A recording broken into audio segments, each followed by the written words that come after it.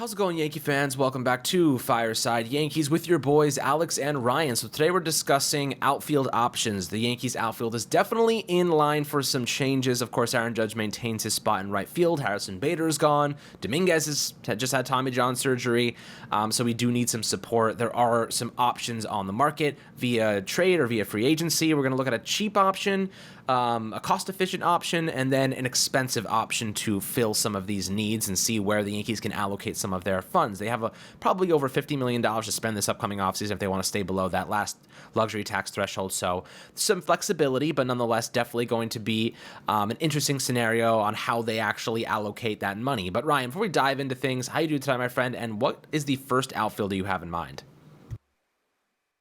Well, obviously, the guy that whenever you're talking about the outfield market, the guy that comes to mind is Cody Bellinger, right? Like that has to be somebody you're talking about because he's going to be the highest priced guy. And as a big market team, as the New York Yankees, you have to at least do your due diligence. Now, personally, I'm not a huge fan of the profile, right? It's not a high exit velocity profile, which I know it's a buzz term for people, but when you're not hitting the ball ridiculously hard, you have to make great swing decisions. And Bellinger doesn't make great swing decisions. He's probably a little bit below average in that regard with a 35.3% out of zone swing rate. That's well below average. That's worse than average. So it's higher than what you want it to be. And then in terms of zone swing percentage, so swinging at pitches when they're in the strike zone, 68.7% is right around average. So if you're average at swinging at pitches in the zone, but you chase a lot, that makes you prone to swinging at not great pitches. It makes it hard for you to find those quality pitches to make contact with. Now, how did Bellinger succeed in spite of that? It's because of a really high sweet spot percentage. Now, sweet spot percentage is a metric that just evaluates the amount of batted balls you've hit between 8 and 32 degrees. And the reason that that's important is because getting batted balls within that range typically results in high hit expectancies. But the question is, how much does a pitcher control that, and how much does a hitter control that? Typically, the thing that the hitter can control is exit velocity, how hard they hit the ball, doing damage contact, and Bellinger doesn't grade out as above average in that regard. He relies a lot on, hey, I've got to be able to spray the ball and get the ball to different parts of the field. And in Wrigley Field, where the ballpark's a little more spacious, there's some more unique ballpark features. It works, right? But in a ballpark like Yankee Stadium, where if you have the gaps in right and center field, you can kind of squirt the ball all over there. In right field, it's really small, right? If you try to shoot the ball over the second baseman, if you hit it too hard, it's going to be caught by the right fielder. And if you hit it over their head, then you're going to get an extra base hit, or you may get a home run. But the right fielder could be playing back, they could be playing in. There are a lot of different defensive alignments that teams have the data to go out and try in order to get you to not really be able to get hits into right field. So if you're Cody Bellinger, you have to think about that. Now, you look at the spray chart, you look at the speed, you look at the defense, and everything is good, right? Like if Cody Bellinger was the player he was last year in 2024, obviously that's one of the best fits you could ask for on the Yankees. Not a lot of strikeouts, pretty good power in terms of raw power, good base running. He stole 20 bases, had a 2020 season quietly. But again, Alex, the question is, how sustainable is Kevin Kiermaier, and how much will he be asking for? He's trying, like, there are talks about $200 million, right? There are only two free agent outfielders who have ever made $200 million on a guaranteed contract, and that's Aaron Judge, and that's Bryce Harper. Now, I'm not sitting here and saying that Cody Bellinger is going to get $200 million, but if we're talking about that kind of money, Alex, is he in that range of, hey, he should do something that only Aaron Judge and Bryce Harper has done financially? I'm currently not in the camp of swimming in that water, but if it's more $160 million over 6 or 7 years, that's certainly way more feasible. Now, again, the question is, will that be the market? Will another team outbid? How sustainable is his offense going into 2024? I just think there are too many question marks for me to comfortably say yes, especially on a big financial investment, and especially on a Yankee team that lately has made some really poor financial investments. And Alex, I think you kind of hinted at this in a previous episode we did. If they make a big spend and it doesn't go well, right? Like, that's kind of disaster mode, right? Now we're in kind of that code red for the Yankees of, you've got the Stanton contract, you've got the Rodon contract if it's not working out, you've got a not working out Bellinger contract, you've got LeMahieu's money, you're still paying Aaron Hicks to not play on your team. Like, now you're really financially strapped. And this is a team that has shown, if they're financially strapped, they will not spend, even if it means losing games. Yeah, I mean, look, Bellinger is obviously the best outfielder on the market. A lot of people, just because they're like, we need so much help, are going to say, we need Bellinger, we need him now. But you got to keep in mind, he has one great season over his last 3 years. In 2021, he had a 47 WRC plus over 95 games. He had an 83 WRC plus in 2022, hit 210 with a 265, bounces back last year after changing teams from the Dodgers to the Cubs, hit 307, 356 OBP. Now, why did he hit that? What happened to Cody Bellinger that he turned into a tremendous player once again from multiple years of back-to-back disappointing play? There's got to be a reason. And look, this is my personal take. I think he had a blast playing for the Cubs. I think he had a great time with their fans, with their ballpark, with the experience and the vibes and the atmosphere. I think he loved playing in Chicago. The problem is, if he comes to New York and he struggles, the fans are going to let him hear it. The criticism is going to be loud. And I'm scared that he can't handle the mental, just impact of what Yankee fans can do to a player. We've seen what we've done to players like Joey Gallo or, whoever. They crumble. Even Aaron Hicks, look what he did after he left the Yankees. So I'm scared that he can't handle the smoke. And that's where I get a little bit, kind of nervous, because committing $150, $200 million to a player like Cody Bellinger, who has, over the last 3 years, one great season, you're signing yourself up for a huge risk. This is the type of risk the Yankees make, and it shoots you back in the face. You know what I mean? This is the type of risk you make, and you end up in a bad spot. This isn't a player who's been really great for 5 years. This is not Juan Soto. This is not a top-tier talent. Aaron Judge, and like you said, you're tying a $360 million up to Judge, over a longer period of time. Let's say 6-7 years with Bellinger at $200 million. Just a lot of money over a long period of time guaranteed. And you're putting yourself in a spot where, look, Judge is great every single season. This is not a situation where Judge sucks for 2 years and then has a great year and we pay him a lot of money. Judge is freaking amazing every year, especially when he's healthy. Bellinger, you can't say the same. So, locking yourself into a contract of that magnitude could be problematic, especially if the Yankees feel as though Jason Dominguez is going to come back and fill one of those outfield spots. Now, Ryan, this is my take on the devil's advocate side of things. If you do go get Bellinger and you spend the money for him, that is with the intention that eventually he's going to transition from center field to first base. And Anthony Rizzo is making $20 million per season. His contract expires. He walks into free agency. He leaves the team. And eventually you just take Bellinger and say, hey, buddy, here you are. You're at first base now. I'd love to see prospect Ben Rice get some opportunities at first base in the minor league system. We'll see how that goes. We're going to try and talk to him this offseason for you guys. He's a really exciting young player with a really great bat that, Aaron Boone said looks really, really solid. And they're excited about him. They did not expect him to be as good as he was. So at the end of the day, the Yankees do have some nice players coming through the system that could end up filling starting jobs down the road. But Bellinger, you have him for the versatility of playing multiple outfield spots. He can play first base at a very high level. And that's where you're getting. Plus the lefty bat that would crush in Yankee Stadium. So the opposite side is if he does pan out, you're getting a player that's going to make your batting order very good. You have some of these young players coming in. Dominguez is solid. Wells could be a really solid player at the catcher position offensively. You obviously have Judge. You obviously have Glaber. You have so much good talent there. Hopefully Stanton turns things around. And you're in a fine spot. And now you have Bellinger to add to the mix with some prospects taking steps forward. There's a lot to like there. But Ryan, give me your take on the second option, the cost-efficient option, shorter term, a lot less money, but still a very good defensive player with some good offensive upside. I think that we can both agree that Kevin Kiermaier would be a decent fit for this Yankee team. I think that this is a player they're probably going to go after, comparably to Bellinger. Yeah, now, look, I understand the adverse reaction to Kevin Kiermaier. Look, the Yankees would be going out and acquiring a guy with an injury history and who's a little bit on the older side. I believe he's entering his age 34 season next year. And I get it, he's not a bat-first guy, but you kind of have to take what the market gives you, right? And I've said this religiously on this podcast. I've said it religiously on really any platform I can talk on. You can't force a trade that another team is not willing to make. You can't force a signing for a guy who isn't a free agent, right? If you look at the fall off, once you go from Bellinger to the next best left-handed guy for the outfield in the free agent market, it's pretty clearly Kevin Kiermaier, right? Michael Conforto came off a weird year, and he's a left fielder who wasn't a great defensive left fielder, so you can't pencil him in for center. And as you mentioned, Kiermaier is one of the best defensive center fielders, not just in the sport this year, but really ever since he stepped into the league. He'll go down as one of the best defensive center fielders of our generation, and quietly one of the better outfielders of the 2010s, right? He has a 35.5 career WAR in really a little over 1,000 games played. I'm not saying he's going to go into the Hall of Fame or anything, but this has just quietly been a really nice, solid player. This year, he put up a 3.9 B WAR according to Baseball Reference with a 104 WRC+. One of the best defensive players you can get. Kind of brings some skills to the plate and to the table that I like for the Yankees. Number one, left-handed, so he does well against right-handed pitching. Number two, he's pretty fast, so he'll bring some speed to the team. And number three, I think I like his swing decisions, not as much as not enough to say that he's like clearly a better hitter than Bellinger, even close to it, as good as Bellinger offensively. But in terms of chase rate, it's 31.6%, which is close to average. And then his zone swing rate is 72.9%, which is above average. So that means that, he's laying off of pitches enough that are outside the zone for him to, not be a liability in that regard. And then when he does get a pitch to hit, he typically does take the chance to swing. And I think that's important.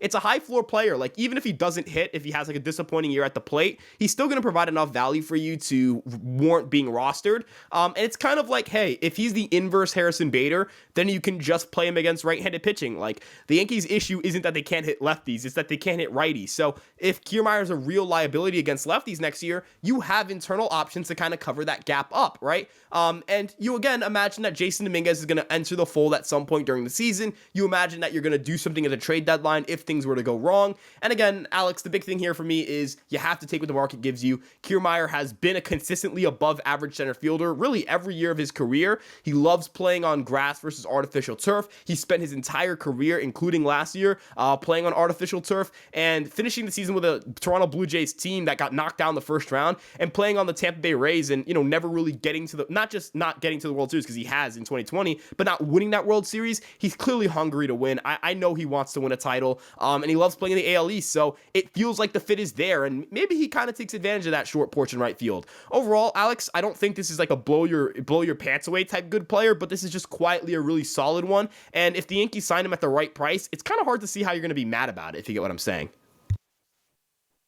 Yeah, I mean, look, Kevin Kiermaier is the safe move. He is the move that you go after and say, I'm going to spend elsewhere. We're going to wait for some of our prospects to come up. And, that's a situation where I think the Yankees are probably looking. They don't want to take too much of a risk. Look, if you go out and sign Cody Bellinger, rule yourself out of the Juan Soto sweepstakes. That's my personal take. No chance the Yankees are going after Soto if they sign Bellinger.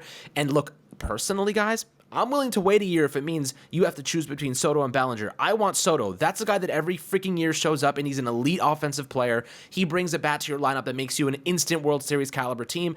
Cody Bellinger, on the other hand, while he has a great bat, he's been inconsistent for 3 seasons straight. So you have to be careful with that, and committing $200 million to that is a really big risk. Juan Soto is probably the least amount of risk you could take for investment in a big player, barring injury. So, Kevin Kiermaier, 1-year deal, $10 million, $12 million, sign me the frick up, because I think that that's a fine situation to be in if you're the Yankees, where you can offload him, save the money, he fills center field for a year, you get Dominguez back, you can work in some other guys that may have long-term aspirations with the team, and then Kiermaier walks into the sunset, and you can kiss him goodbye, and that's it.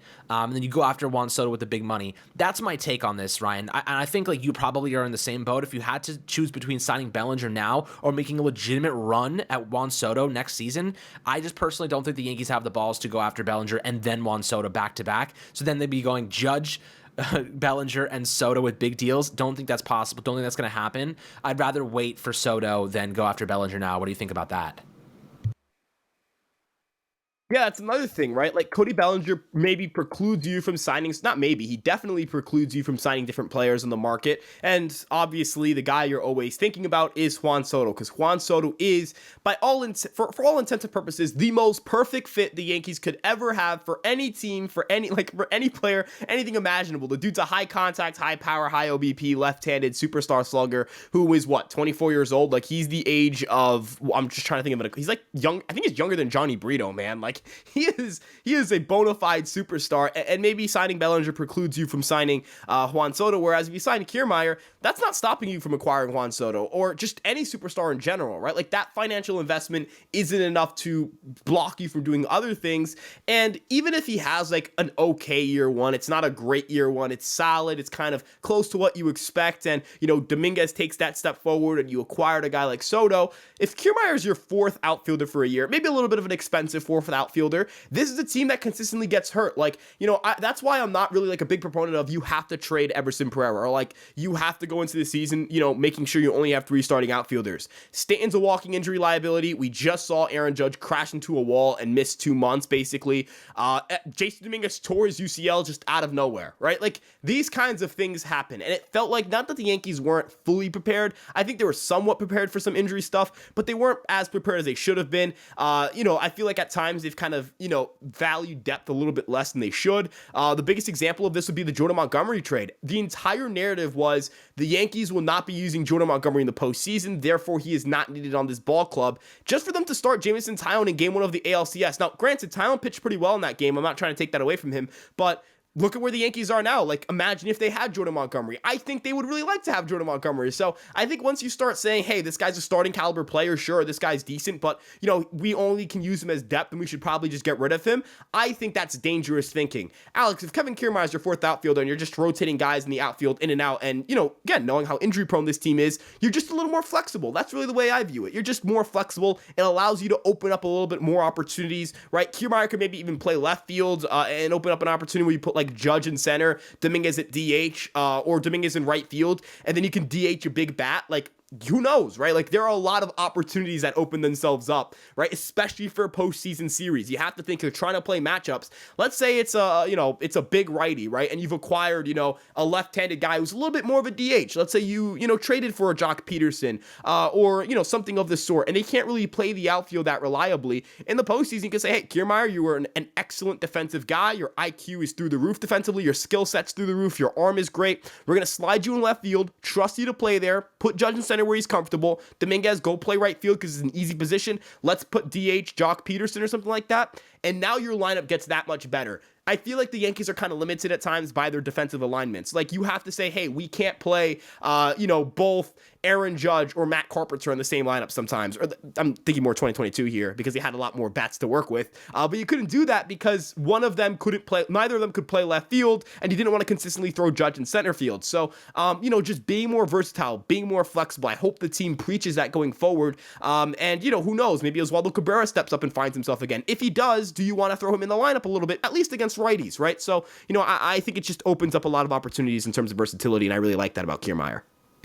Yeah, absolutely. I think the flexibility is certainly there. So, those are the primary options here, but you have another kind of cheaper alternative. This is, I wouldn't say cheap in terms of prospect, but cheap in terms of salary. Dylan Carlson is the guy the Yankees were linked to at the trade deadline. So, Carlson's an interesting player. He's okay. He's nothing to write home about. He probably ends up being a really solid reserve piece, if not like fringe starter, if we're being honest, but he's young. He has upside. There's room to grow there. And, he would be very cheap financially, but, this is a guy who you're going to trade some prospects for, maybe some Rule 5 eligible guys.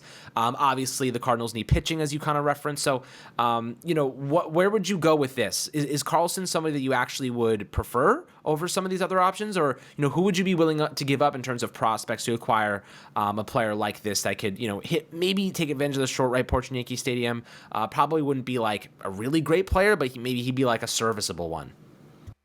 Yeah, so, this is kind of like, in my head at least, I view it the way I viewed the Yankees acquiring Aaron Hicks back in 2016. Now, you kind of hope he gets off to a better start than Hicks did. If you guys remember, Hicks was really bad in 2016 and then figured it out in 2017, 2018, 2019, 2020. Obviously fell off in 21 and 22, but, you got 4 years of a pretty solid center fielder, right, for John Ryan Murphy, right? And, I think that Dylan Carlson can really help this team just because he's a stable, okay, just like solid player, right? You kind of like, hey, he's just decent, right? But just decent might be enough for this team, especially considering that he's a pretty good defensive center fielder. His track record out there it speaks for itself. It's pretty solid. I believe he has +5 defensive runs saved and +6 outs above average in center field. It's not his primary position. He's been more of a corner outfielder in his career. But when he does play center, he plays it very well. And, he's got good range. He's got a really nice skill set that should play well in the outfield for the Yankees. And overall, Alex,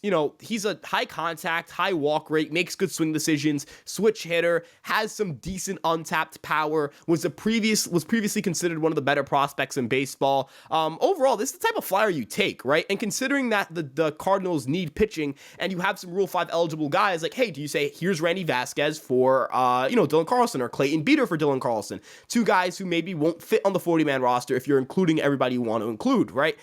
So, looking at that from that perspective, if Carlson doesn't crush it, if he's a 95 WRC plus, and plus defensive outfielder, and you feel like that's not good enough to be a starter, you have Jason Dominguez coming back. Again, you have the deadline. You have things to work with. Obviously, you would need to sign a left fielder still, because I don't think you can trust an outfield of Judge, Carlson, and Pereira to put up big runs, at least opening the season in April. But again, like, hey, if you have Pereira in AAA, or if Pereira's a reserve outfielder for now, and he kind of develops into a bigger role, that's fine. You know what I mean? Again, opportunities will open up. Guys are going to get hurt.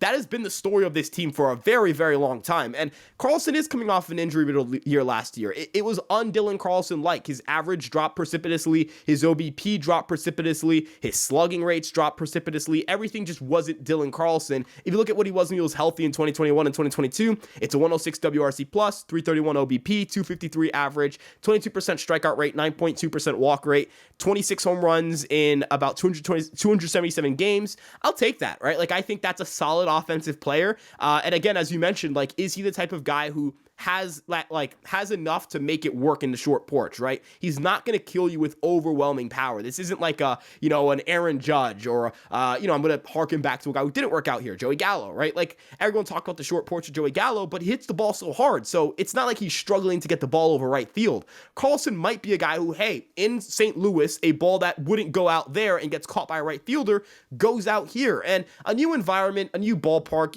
just everything being new, right? Sometimes a change of scenery is all a player needs. This game is mental just as much as it is physical, right? And any baseball player will tell you that. Any athlete will tell you that about any sport. So, I know you're kind of banking on, hey, if it goes right, this could work out. And I understand that that's kind of a risk to take. But considering, again, the lack of options on this center field market, I think this is a fine risk to take. And he's 24 years old. I think he turns 25 soon, though. So he'll enter his age 25 season. A 25-year-old switch hitter who can, has a career 99 WRC plus, has been league average in his career, and as a plus center fielder, you got to sign yourself up for that if you're the Yankees, especially because he has plus contact skills. Yeah, I mean, like, you kind of reference the contact skills. That plays right into what Aaron Judge said, with having a little bit more balance in the lineup. So the Yankees definitely need more balance, having some guys with good contact, hit with runners in scoring position, little athleticism, some youth. That would go a long way. Now, St. Louis is going to want most likely pitching prospects, so we have some decent ones that we can leverage. Obviously, I'm not giving away like Drew Thorpe or, even Will Warren or Fitz. I think that Carlson probably doesn't warrant those type of talents, but we'll see what they actually want in exchange. I think that where there's smoke, there's usually fire. So maybe they do re-engage on talks for him. So we'll see. There are options out there for the outfield, but I'll tell you one thing. The Yankees definitely will be going out to get an outfielder this year, just a matter of what they're willing to spend on one. And I think that Kevin Kiermaier probably fits their bill quite nicely. So we'll see how it unfolds. But guys, got you guys covered all the time here on Fireside Yankees. Make sure to like and subscribe as always, and we'll catch you guys on the next episode.